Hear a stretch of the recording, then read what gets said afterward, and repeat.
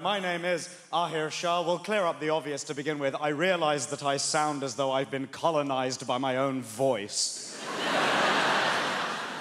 It's a particularly odd way to sound in London, right? London, just a city dragging itself up by its cranes to ever new heights of unaffordability. It's been that way for years now, right? It's just a playground for the super wealthy and their offspring. And I'm not from that sort of background myself, regardless of what you may think from the way that I just pronounced the word years.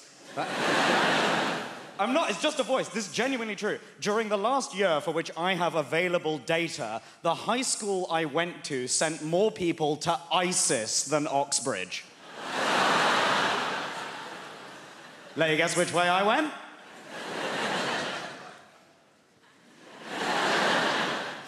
Pleasure to be here. Allahu Akbar. Lock the doors.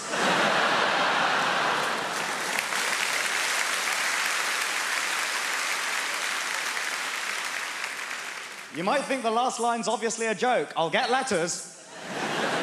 Genuinely, I get strangers anonymously contacting me online insisting that I want to impose Sharia law on the West, which, as the atheist son of Hindu parents, makes me feel ever so naughty. Sharia, moi. And now, look at me. Regular guy on the BBC at Christmas time. Yeah. Although, admittedly, owing to the BBC's diversity regulations, because I'm on the bill, you now have to refer to it as Krishna time. I know, right? O.M. Ganesh. Lots of differences between the generations. My favorite Christmas film is Die Hard. My dad's still waiting for the Hindu remake. Die Hard, get reincarnated, die even harder.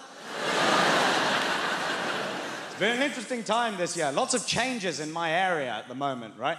My part of London is undergoing a lot of rapid gentrification, they call it, right? I don't know if I can be a gentrifier because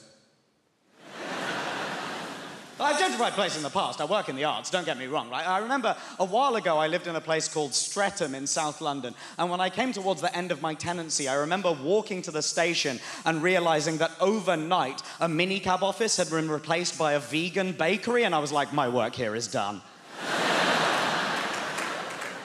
It's different from the way that it used to be, you know? When my grandparents came to this country, with nothing, and yet they were able to start a family here, they were able to build a life for them, they were able to own property, largely because they drove down house prices in every neighborhood they went to, but they were able...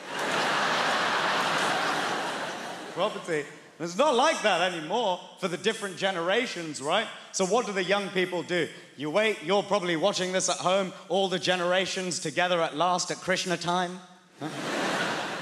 All of the young people waiting for a grandparent to cough and hoping that that's what's finally going to get them on the property ladder.